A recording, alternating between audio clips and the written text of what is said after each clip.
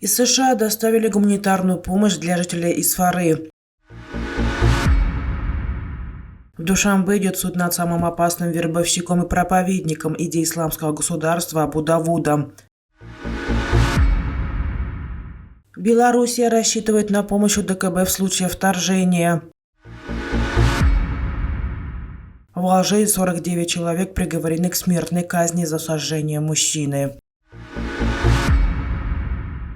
В Таджикистан из США доставили предметы первой необходимости для жителей Исфары. Об этом сообщили в американском диппредставительстве в Душанбе. Груз был доставлен вчера самолетом Министерства обороны США. В посольстве отметили, что помощь оказывается в рамках обширных усилий США по поддержке пострадавших граждан этого региона. В составе помощи кровати, матрасы, постельное белье и зимняя одежда для пострадавших в результате таджикско-кыргызского пограничного конфликта жителей района. Распределение помощи возложено на Комитет по чрезвычайным ситуациям Таджикистана. В Таджикистане начался суд над членом группировки «Исламское государство» Парвизом Саидрахмоновым или Абу Давуда. По данным источников, Абу Давуд был экстрадирован на родину месяц назад. Боевик подозревается в причастности к нескольким террористическим актам в Таджикистане, России и Швеции. Судебный процесс над вербовщиком и проповедником идей, запрещенной в ряде стран группировки «Исламское государство» Парвизом Саидрахмоновым, более известным как Абу Давуд, продолжается в суде города Душанбе. 35-летний Парвиз Саидрахмонов обвиняется в терроризме, убийстве, захвате заложников, вербовке и участии в боевых действиях на территории иностранного государства, террористической организации. Если вина подсудимого будет доказана, ему грозит лишение свободы на срок до 25 лет или пожизненное заключение. Вместе с Парвизом Саидрахмоновым в Таджикистан были доставлены его жена Мадина Бондаренко и 4 его детей. Таджикские власти назвали Парвиза Саидрахмонова одним из опаснейших вербовщиков и проповедников идей исламского государства. Сообщается, что он завербовал в ряды исламского государства более 200 человек. По запросу России он находился в списке разыскиваемых лиц Интерпола. Парвиз Саидрахмонов, по словам близких, находился на заработках в России и оттуда выехал в Ирак, где присоединился к боевикам террористической организации.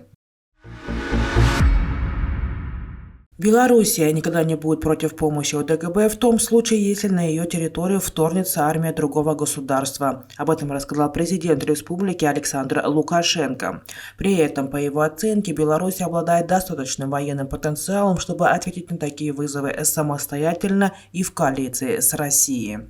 Мы не будем отказываться от помощи, но я, думаю, что нам не придется даже в том случае задействовать ОДКБ. Вы даже представить не можете, как мы можем ответить, рассказал президент в эфире телеканала ОНТ. Он уточнил, что созданная в октябре совместная группировка вооруженных сил России и Беларуси сможет ответить так, что не только Европа задрожит. Проблема применения ядерного оружия, по мнению Александра Лукашенко, в подобной ситуации обсуждаться не будет. 23 ноября белорусский президент заявил, что в ОДКБ никто нигде не рухнет. При этом он отметил, что в случае, если, не дай бог, рухнет Россия, Белоруссия также окажется под этими обломками. Суд в Алжире приговорил 49 человек к смертной казни за линчевание мужчины, ошибочно обвиненного в поджогах во время лесных пожаров в августе прошлого года. Об этом сообщает портал Легит.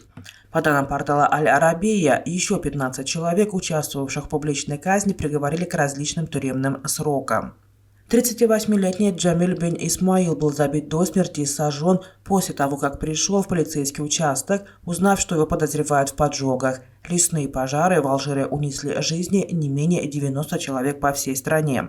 Позже выяснилось, что Исмаил отправился в регион в качестве волонтера, чтобы помочь в тушении пожаров. Суд в пригороде столицы Алжира Дар-эль-Бейде 24 ноября приговорил 49 человек к казни за убийство и нанесение увечий его телу. В Алжире действует мораторий на проведение в исполнении смертных приговоров с момента осуществления последней казни в 1993 году.